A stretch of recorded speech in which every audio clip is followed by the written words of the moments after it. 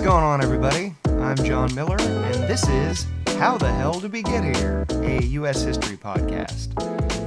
It is now time to go ahead and dive right into the Revolutionary War. We're going to get to the shooting today, and we have been building up to this point now for the last few episodes. In the most recent one, if you missed it, I discussed the period between the Boston Massacre and the Boston Tea Party. I discussed the Tea Act, which led directly to the Boston Tea Party, and perhaps most importantly, I discussed the British response to the Boston Tea Party, the Intolerable Acts, or the Coercive Acts, whatever you would like to call them. It's two different names for the same thing, which happens all the time in history, kind of confusingly, but that's how it is. We're going to dive into the Revolutionary War today. I'm going to talk about the final steps that led to the actual shooting and what happened when the shooting began. But before I do, if you have not liked and subscribed already, please do so. I'm sure you know by now it helps the show. It helps other people to find it and get exposed. And the more people that come to watch and to listen, the more I can do this. The more content I can give you folks about how the hell we got here exactly. You can also contact me directly at howthehelldiwegetherepod@gmail.com, or leave me a voicemail or a text message at area code 951-525-5536. Any thoughts, any suggestions, any questions that y'all have, I'd love to hear them, and I'd love to respond. I am still learning and still trying to figure out how the hell to do this. I know explaining the history a whole lot better than actually putting together a show about it. So I've already gotten some really helpful suggestions so far, and anything that you guys have on your minds, any questions or suggestions, I think it's all good. I think it's nothing but helpful for me right now. So please, please, please feel free to contact me. Don't be shy. Whatever you have to say, I'm sure it'll be at the least interesting. So let's go ahead and jump right in. As usual, I'm going to give y'all a question to think about as I go through all the information, with the idea being that if you have absorbed all this information, you should be in a pretty good position to write a response, like an essay, or talk intelligently about it, however you'd like to think of it. I'm also going to introduce the materials that I'm using to put together this episode the same way with the others. So let's go ahead and start with the question, which in this case is, what steps did the colonists take to try to reconcile their conflict with Great Britain in 1774 to 1775? Why were these ineffective? And what ultimately led the Continental Congress to declare independence? I'll say that one more time. What steps did the colonists take to try to reconcile their conflict with Great Britain in 1774 to 75? Why were these ineffective, and what ultimately led the Continental Congress to declare independence? So think about that as I'm going through this stuff. If you can answer it really well, I think you'll have learned a lot by the end of the episode. The materials I'm using really haven't changed from the last few episodes. Again, it is The American Pageant, which is a U.S. history textbook. So is Give Me Liberty. John Adams, the biography by David McCullough. Thomas Jefferson, The Art of Power by John Meacham. They're both Pulitzer Prize winning biographies. The Cause, The American Revolution and Its Discontents, 1773 to 1783 by Joseph J. Ellis. And The Glorious Cause, The American Revolution, 1763 to 1789 by Robert Middlecoff. The reason for the title of both of those last two books is going to become apparent by the time I finish this. Without any further ado, let's go ahead and jump right in. It is difficult to overstate just how dramatic an impact the Intolerable Acts, the Coercive Acts, whatever you want to call them, had on the mind state of many, many people in the 13 colonies. It really changed the game. It's because the British put their foot down in about the most dramatic fashion you can imagine. And there's, as I discussed in the last episode, there's a couple different ways to look at it that I think makes sense. One is that the British were really pissed off by the destruction of all that tea, the Boston Tea Party. There were people in the ministry and in Parliament, King George as well, who thought it was utterly unacceptable what the colonists had done, and they wanted to send a message. And perhaps they'd been irritated by all of the resistance from the colonies leading up to that point. Another read, I think, on this that makes sense is that there'd always been, or there had been for at least about a decade, maybe a little more than that, this plan among those in the ministry, among some members of Parliament, and with King George III, there'd been this plan to take control of the colonies, to really assert British authority over the colonies, and the Boston Tea Party just provided the best possible excuse in the minds of those who pushed for the Intolerable Acts. So I think either, and there's more ways to look at it than that, but those are the two that make the most sense to me. The reaction from the colonies was swift and it was dramatic. The Intolerable Acts, or Coercive Acts, resulted in outrage all over the colonies, not just in Massachusetts, but in other places. And not just outrage, but pretty severe anxiety and fear among a lot of the colonists that if the British Crown could do what it had done through the Boston Port Act, the Massachusetts Government Act, the Quartering Act, if the British government could do to Massachusetts what it was doing through those acts, why wouldn't the British government do it to any of the other colonies? That was something that many colonists, particularly those in elite leadership positions, were thinking about as they gauged how to respond.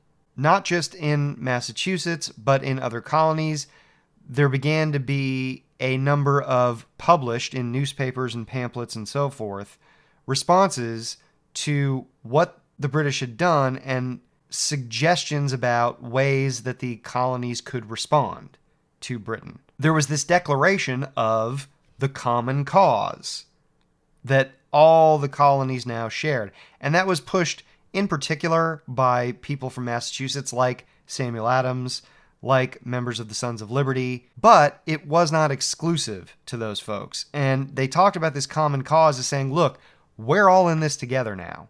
Yes, the British government has targeted Massachusetts in this particular instance. That does not mean that it will stop there.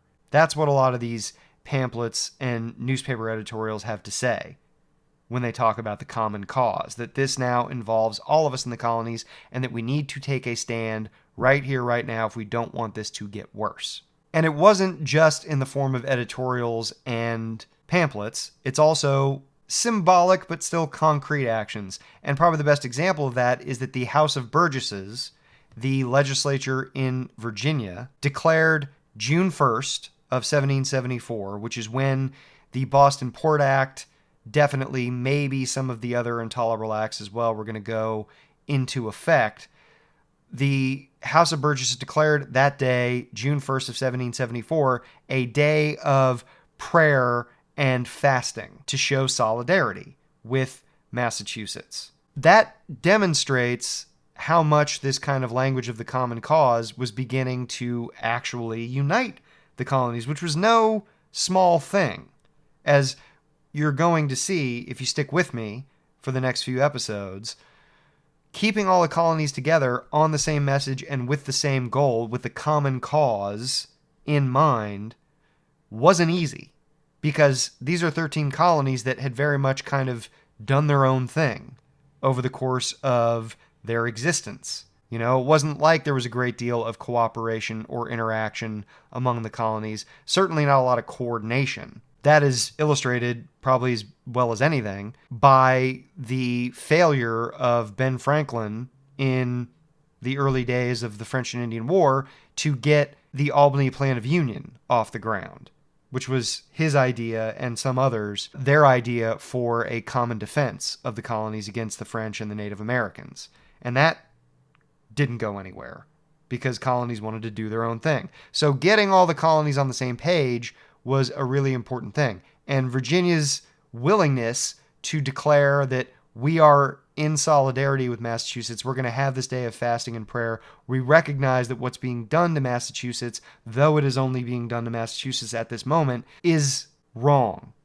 and we need to stand up against it. And for their trouble, their royal governor, Lord Dunmore, dissolved the House of Burgesses, which is a measure that had been threatened and ultimately taken in the 1760s in the wake of all the Stamp Act and the Townshend Acts stuff that had gone on. Royal governors had stepped up and said, if you defy the crown and the British government, we're going to dissolve your legislature. We're just going to say that your elected officials, all of that is null and void. That's what happens pretty much immediately after the House of Burgesses declares that they're going to do this. Samuel Adams also, and a few others, of course, pushed for a boycott in Boston, but that met with a lot of resistance, actually, straight away.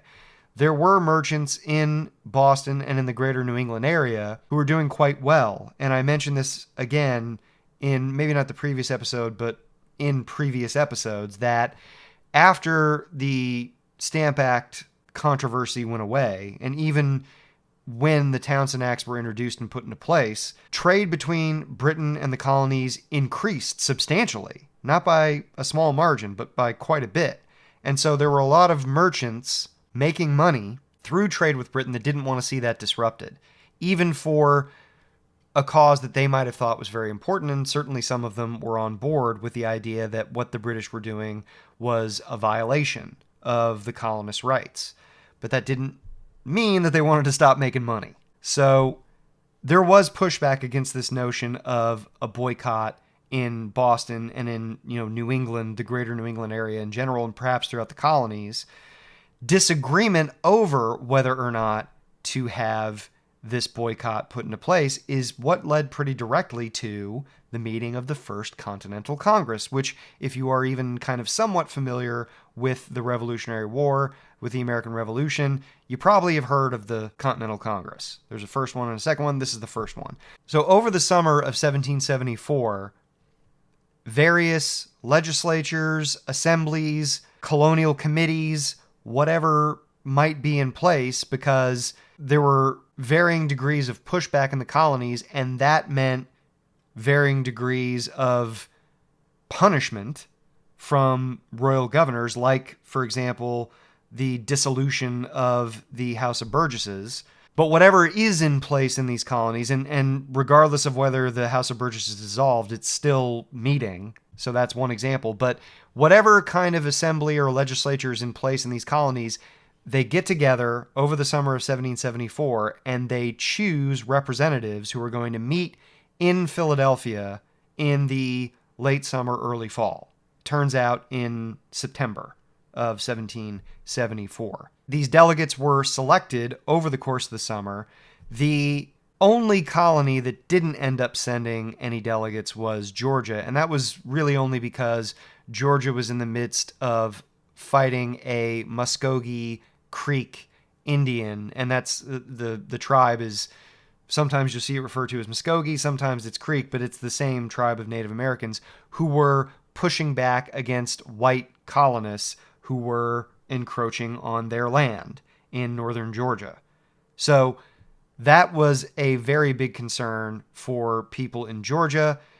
Those people did not want to risk alienating Britain and maybe possibly having Britain not send them supplies and money, weapons in particular, gunpowder even more in particular, to fight off the Creek Muskogee offensives, raids, whatever you want to call them. And so Georgia did not send anybody to the First Continental Congress out of fear of making it harder for them to defend themselves. Connecticut was the first colony to select members to go to the Continental Congress, followed shortly thereafter by Rhode Island, and then all the other colonies except for Georgia eventually sent members to Philadelphia. It did the First Continental Congress for the first time on September 5th of 1774. The goal was to kind of strategize and to craft a response that would be like a formal response to both the British government and to British subjects. And that's something that we're going to see here, is that they want to try to reach people in Britain. The colonists feel as though what is going on inside of the British government does not necessarily represent the way that most people in Britain feel, and that perhaps they, the colonists, as they did with the boycott, with the non-importation agreements during the Stamp Act, and with various other forms of protest during the Stamp Act and the Townshend Acts, maybe they can reach out to people in Britain and get some of those people on their side. And generally speaking, from what writings exist at the time, in newspapers, in letters, historians get the sense that most people in the colonies found what Parliament and the British government was doing to be unjust and agreed that Parliament did not have the right to tax the colonies and that the Coercive Acts or Intolerable Acts should be repealed. There's no public polling, of course, or anything like that at this time, but as best we can tell from the communications that exist and the newspaper editorials and stuff from the time, it seems to be the case that most colonists were on the same page about the fact that Parliament shouldn't be able to tax them, that the Coercive Acts were out of line, and that they should have the autonomy that they wanted to govern themselves. Despite some division between more strident proponents of the colonist rights, and I mean people that are really enthusiastic about the colonists having natural rights and that those natural rights are being violated by the British government. So despite the fact that some people are like, yeah, fuck those British, this is bullshit, they're way out of line, we have natural rights, the Constitution says we do. You know, there's people like that, mostly from places like Massachusetts, South Carolina, Virginia. But there are also people in Pennsylvania, in New York, that are a little bit more moderate, that are not breathing fire about the stuff that the British are doing, and they want to kind of take it easy and try to resolve this peacefully and maybe, hopefully, possibly go back to the way things had been before all the Stamp Act mess and all of this stuff had begun. Despite all of that, despite the fact that there is not a unanimity of enthusiasm for this revolutionary spirit, the Continental Congress did endorse something called the Suffolk Resolves on September 17th of 1774. So less than 2 weeks in, the Continental Congress endorses this thing called the Suffolk Resolves. And what is the Suffolk Resolves? Why is that a big deal? Well, some of the main ideas, like what the Suffolk Resolves were put together by people from Massachusetts, by representatives from Massachusetts who were experiencing the Intolerable Acts. And Suffolk, just FYI, is the county in which Boston is still located. And what the Suffolk Resolves did was they denounced the Intolerable Acts. They called for non-cooperation, so kind of like civil disobedience, basically, and maybe even not so civil disobedience. I mean, they don't say that outright, like go ahead and commit violence against the British who are trying to enforce the Intolerable Acts. But, I mean, it's kind of implied, and given like how much violence there was against customs officials during the Stamp Act thing and how much violence there'd been against British troops off and on, in the 1760s and 70s, not unreasonable to think that non-cooperation might mean violence. So called for denouncing the Intolerable Acts, non-cooperation with the Intolerable Acts, encouraged the forming of militias, which is even more inflammatory, potentially, because you're arming people and you're training them like an army. And just real quick, a militia it's not quite a formal military unit. It's more like a group of people from the community who come together, they train a little bit, and they sort of act like a military unit, like an army, but it's smaller, and they don't have the kind of formal training and uniforms and things like that that a regular army would. And that's something I'm going to get into, sort of the difference between professional soldiers and these militiamen as we go along and discuss the Revolutionary War here, but that's just a brief interlude for what militias are. In addition to encouraging the formation of militias, the Suffolk Resolves also express support for the Continental Congress and what it's going to do, and that British authority is invalid in some of these cases. So the fact that the Continental Congress would, within 2 weeks of meeting, endorse something like the Suffolk Resolves, which have all of these potentially inflammatory measures and all of this revolutionary kind of talk, I think says something about how people from other colonies sympathized with Massachusetts, the degree to which they were willing to cooperate with one another, and how much they all saw what the British were doing as out of line. I think the willingness of the Continental Congress to take this step and endorse these things points to a greater level of cooperation and solidarity among the colonies and opposition to the British than maybe might be imagined at this point. In addition, the Continental Congress also formed the Association, also called the Continental Association, which existed to inform a colonies-wide, that is all 13 of the colonies, eventually with Georgia, even though Georgia wasn't there, a colonies-wide boycott. So the Continental Association was enacted to institute the most stringent boycott that had yet existed of British goods, and not just bringing in and consuming British goods, but also exporting colonial goods to Britain. It's important both because it represents the colonies all coming together and agreeing on this measure and taking these steps to do this quite dramatic thing. It also is important, the Continental Association, because it helped to further cooperation and revolutionary sentiment on its own. And what I mean by that is that the way that it worked was that there were committees of the county and city and town levels of people who would enforce the boycott, who would kind of monitor goods coming in and goods going out and make sure that no British goods were consumed and that no goods from the colonies went out and on their way ultimately to Great Britain. And that meant having people that would be very committed to all of this, that this was a part of their job, and that they would buy into, on a daily basis, enforcing this boycott against Britain. Having people participate on this local level in enforcing the boycott helped people buy into it. It helped people all over the colonies who might otherwise have not taken part in all of this and have maybe not up to this point paid a whole lot of attention. If they are participating now in making sure that the boycott is enforced, then they're going to have a stake in it.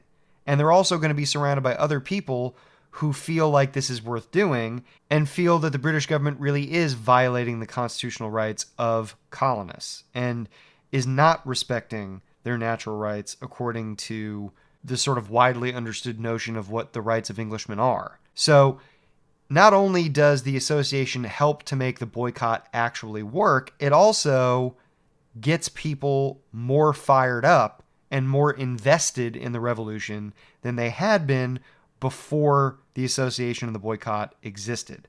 So it is advancing the cause of the revolution by kind of evangelizing people into it, converting them into revolutionaries effectively.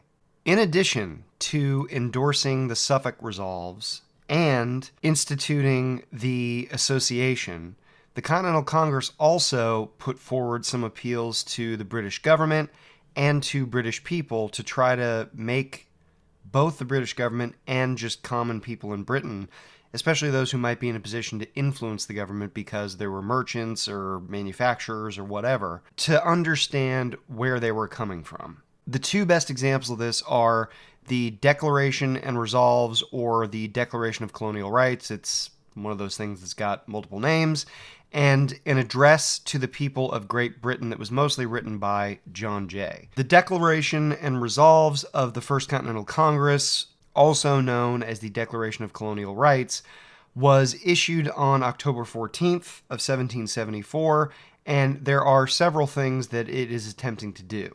There's the, first off, assertion of colonial rights, just this notion that, hey, we are Englishmen and we have these particular rights, like life, liberty, and property, natural rights, talked about since the beginning of the Enlightenment by the likes of John Locke. There's also a condemnation of the Intolerable Acts. Remember that the Suffolk Resolves did the same thing and also kind of encouraged non-cooperation, not kind of did encourage non-cooperation with the Intolerable Acts. Well, this formally lays out to the British government that the Intolerable Acts are intolerable and that all of the colonies, with the exception of Georgia, who does not have representation at the Continental Congress, object to what those acts did. The Boston Port Act, the Massachusetts Government Act, the Administration of Justice Act, and the Quartering Act. The Declaration of Colonial Rights also defends the right to assemble, the idea that they have the right to protest, call for redress of grievances. It lays out the grievances against the British government, which go beyond just the recent stuff, the Intolerable Acts, but, stretch back to the Stamp Act and the Sugar Act and the Declaratory Act and the Currency Act and so forth. It explains the non-importation and non-exportation agreements that were going to be managed by the association, and tries to make the government and anybody else who's reading this understand why the colonists are doing that, why they are not going to import stuff from Britain or export stuff to Britain. It lays out finally that the colonists are loyal subjects of the crown, and all they want is the repeal of these unjust laws. And that when these unjust laws are repealed, things can go back to the way that they were before this whole mess began after the French and Indian War ended. Because that's what a lot of the colonists say. I mean, very, very few people still at this point in the fall of 1774 are talking about revolution, separation, independence. That is just not something that most colonists are ready to endorse or to even talk about all that much. So at this point, they're talking about, how do we resolve our differences?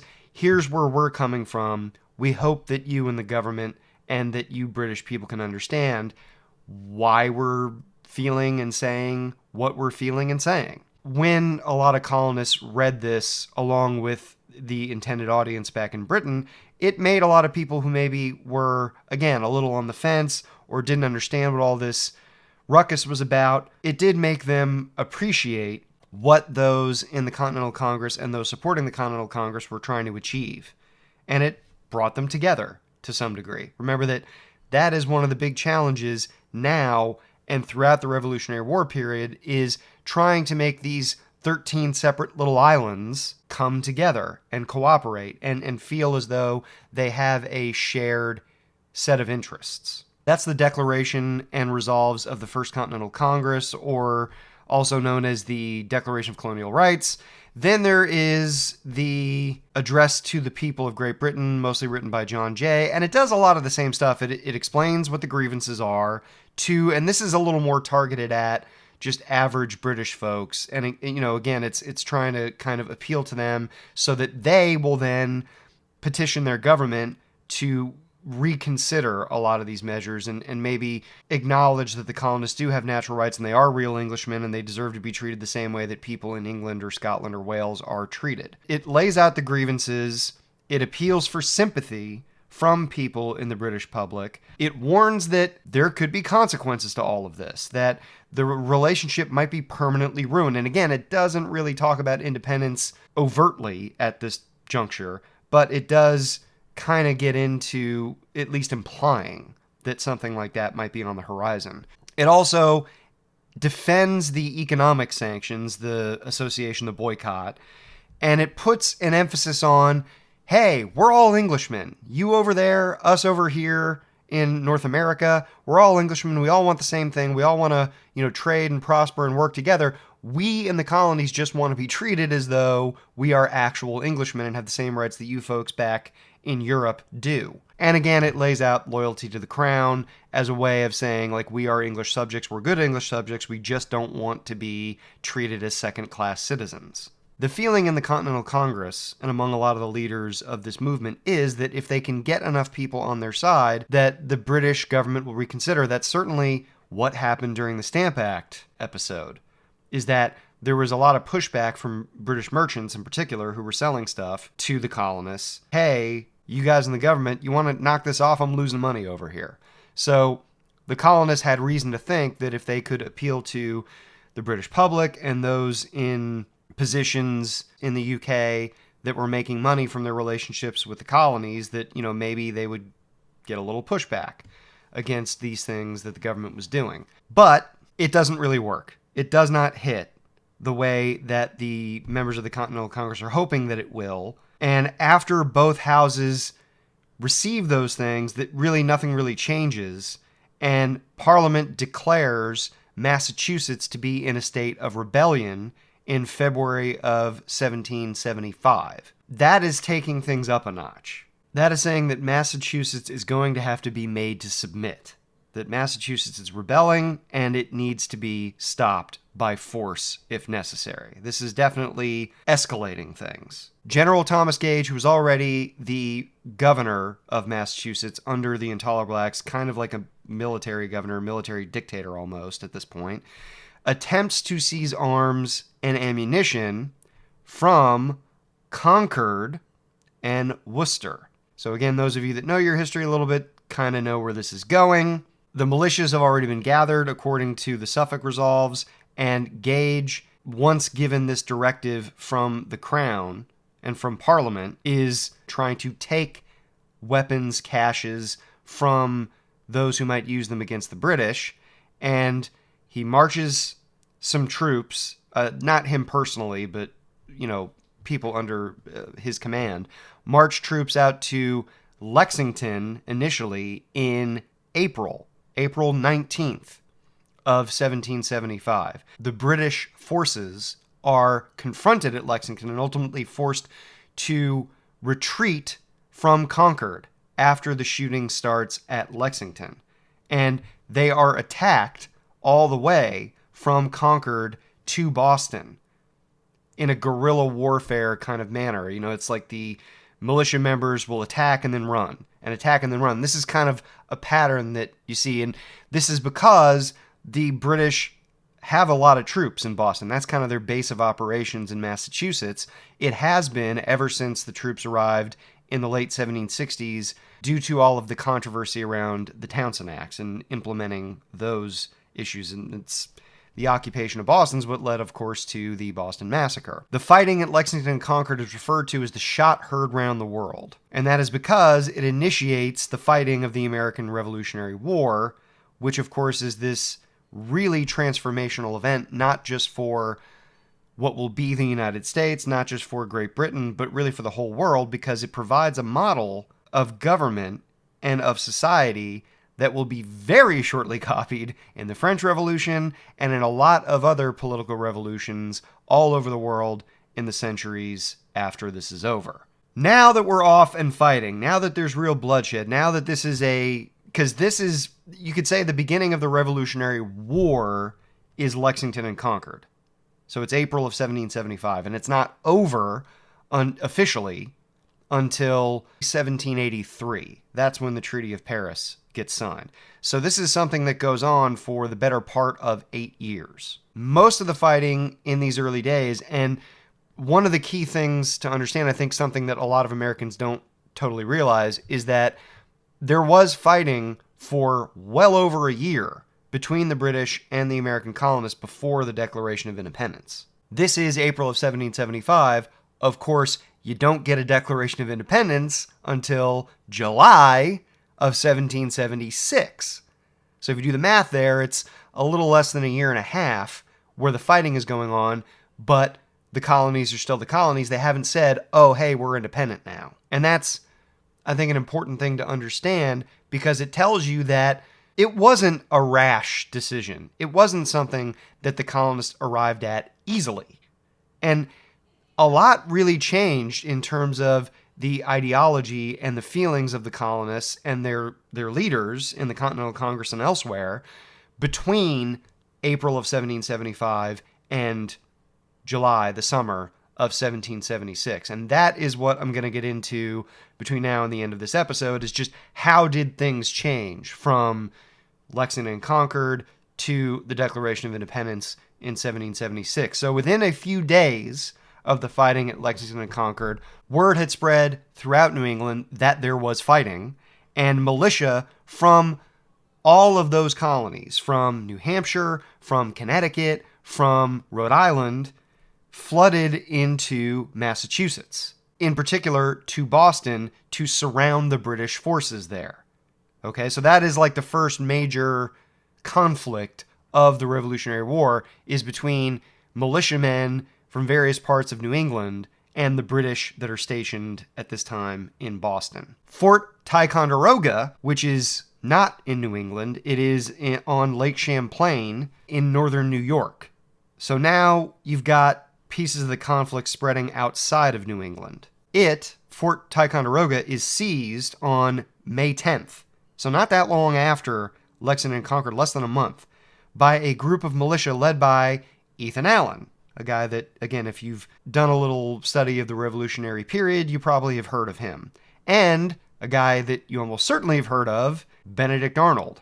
The Second Continental Congress meets for the first time on that day, May 10th of 1775. And the First Continental Congress, I sort of skipped over this, had one of the decisions that it had made was that it would meet again in May of 1775 before it disbanded it was either late October or early November of 1774 is when the First Continental Congress broke up and those people went their separate ways. In the Second Continental Congress, Georgia was included this time, and they met again, and by the time they met again, of course, violence had broken out, so the dynamic had changed, and they had a different set of circumstances to consider. By May 26th, the Second Continental Congress pursued the Olive Branch Petition, which was officially approved on July 5th. It also approved simultaneously a declaration of the causes and necessity of taking up arms.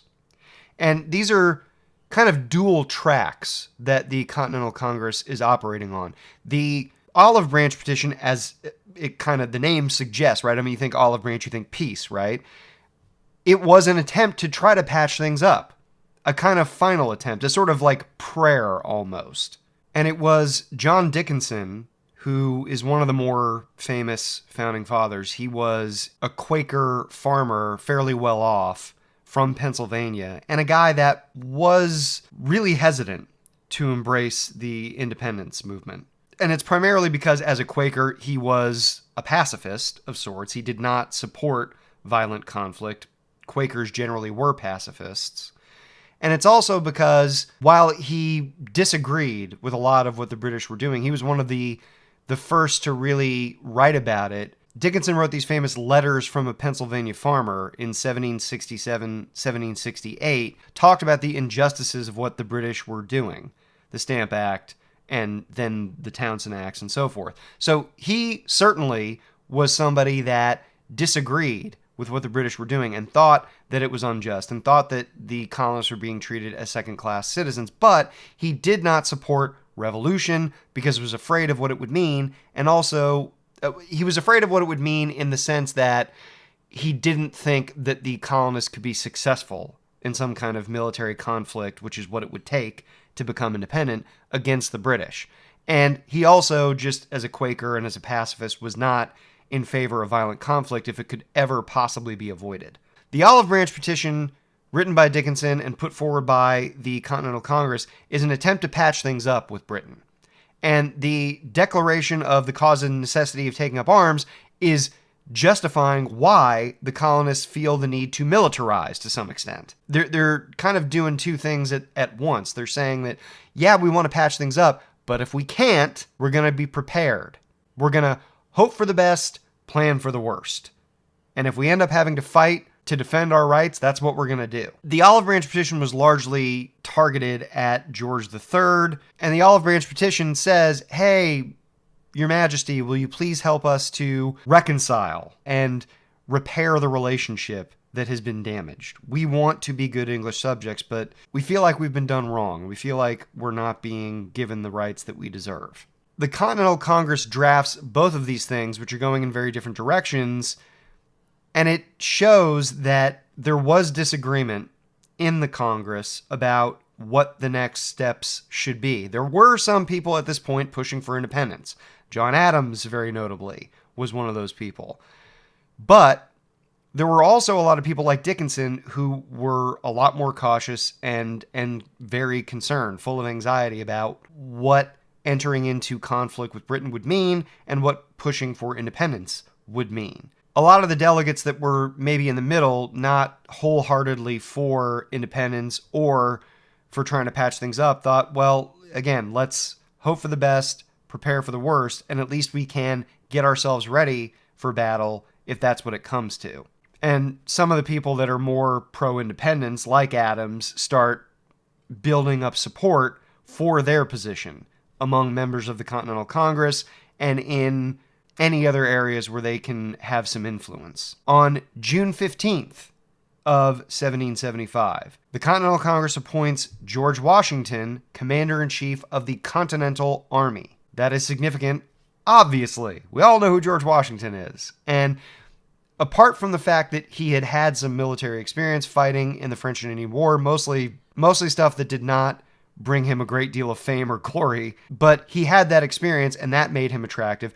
The other thing that really made him attractive is that he was from Virginia. Virginia is both Southern and a very populous, wealthy, influential, soon-to-be state at this point. And a lot of the people who are pro-independence and those even kind of on the fence about that realize that if they're going to make a push for something like independence, they need Washington and Virginia's support.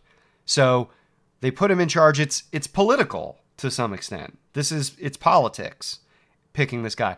But it turned out obviously to be a fantastic decision because Washington, while not a great military genius or anything like that, was a phenomenal leader.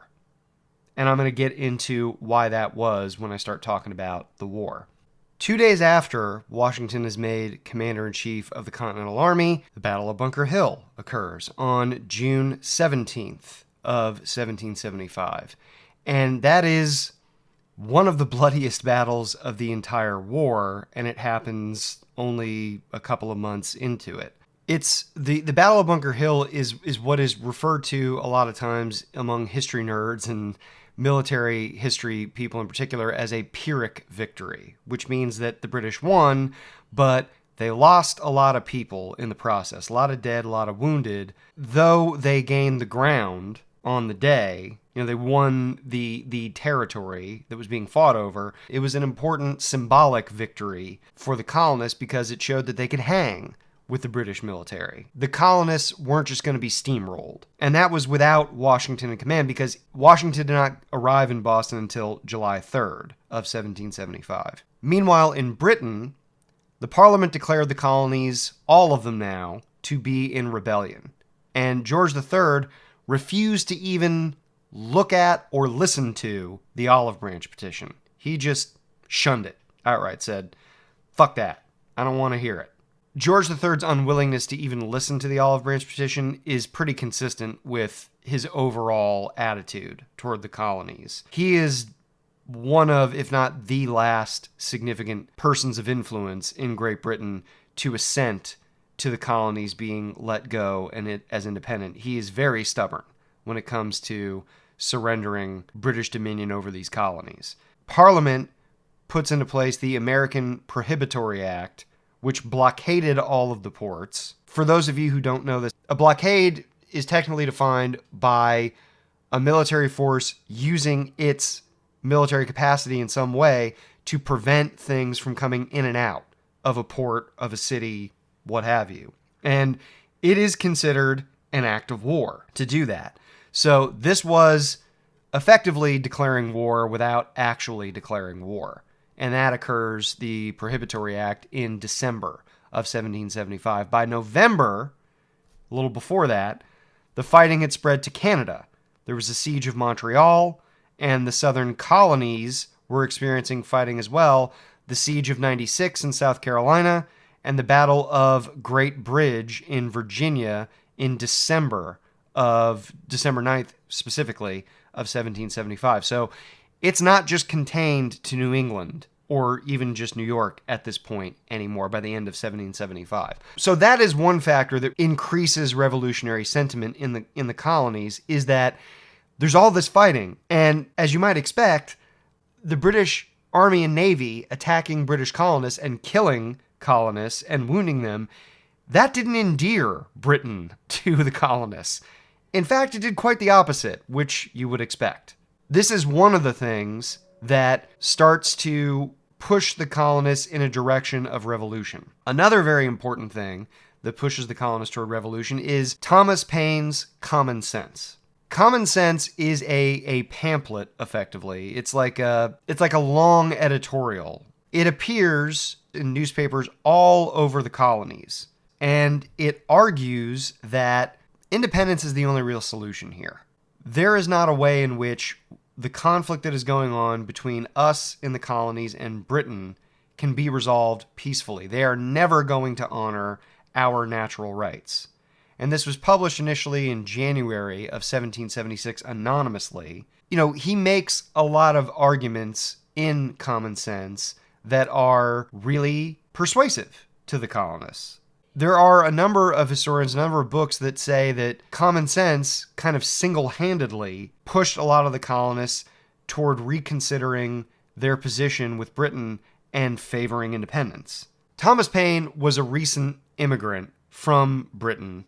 He talked about in Common Sense and in other places the British government is being corrupt. It was built on old feudal institutions like the monarchy, like the nobility, and like the state church, the Church of England, which were corrupt and did nothing but beat down average people and rob them of their natural rights.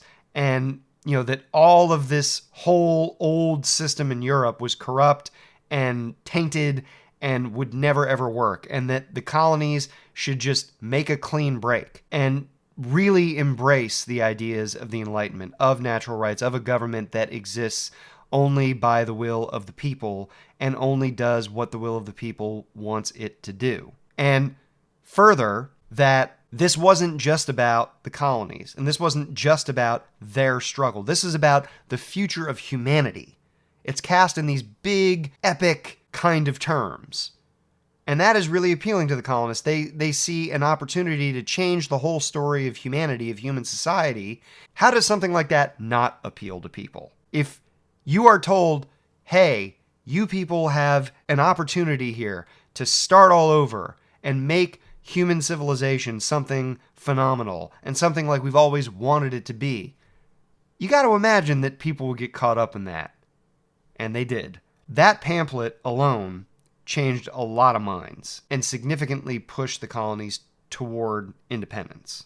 At the same time that Common Sense is becoming this big popular bestseller, and there's estimates that maybe as much as like 35% of the colonists read that pamphlet, the colonists are learning of King George's rejection of the Olive Branch petition. So it's another sign that they should go in the direction of independence. So the violence, the declaration of rebellion by the king and parliament, Common Sense, and just a general intransigence and dismissiveness on the part of the British government pushes the people in the colonies and the leaders in the colonies toward independence. That, I think, is the best way to think about the period between Lexington and Concord and the actual Declaration of Independence in July of 1776. Ultimately, the colonists also are successful in pushing the British to get out of Boston. Some of the militia members in and around the New England colonies end up getting a hold of these cannon, and they mount these cannon up on a hill in Boston. It's looking, the cannon are basically facing down the British position, and the British are afraid of getting shelled to shit. So the British, under Howe, who's the commander now at this point, he's been sent there since Massachusetts was declared in rebellion. Howe decides it's time for them to get out, that there's nothing really to be gained by the British keeping hold of Boston. So they leave in March of 76, which of course is a big boost to the morale of the colonists. Shortly thereafter, Richard Henry Lee, who's one of the representatives to the Continental Congress from Virginia, proposes independence in specifically June 7th of 1776. There is a bunch of debate, and you hear from people like Dickinson and some others who are concerned about independence and don't really know if it's the right way to go about things. Ultimately, there is a committee that's appointed consisting of, among others, Thomas Jefferson, Benjamin Franklin, and John Adams to draft a Declaration of Independence. I think what historians agree on is that Jefferson got the primary responsibility and put together the first version of the Declaration of Independence. He put in a lot of the lion's share of the work. And then Adams and Franklin, there's a couple other guys that are on the committee, met with him, and they shifted some of the language around a little bit. They edited a little bit, but it's primarily Jefferson's voice. He, Jefferson, and the committee then present that Declaration of Independence to the whole Continental Congress, and though there has been some pushback, there's also been some politicking behind the scenes to get people who are on the fence either to stand down and say nothing or to even vote in favor of independence. And the Declaration of Independence is officially adopted by the Continental Congress on June 4th. Sorry. It is officially adopted, of course, on July 4th of 1776. And now we've got an independent United States. All right. Thank you very much for listening, everybody. I really appreciate your time, as always. I hope y'all enjoyed this, found it informative. Please, please, please like and subscribe. It helps the show get out there, helps more people discover it. I'm hearing from more and more of you lately, and I really appreciate it. Thank you very much. If you'd like, you can contact me at howthehelldiwegetherepod@gmail.com, or you can text me or leave me a voicemail at area code 951-525-5536. Thanks very much. Take care, and I will catch y'all next time.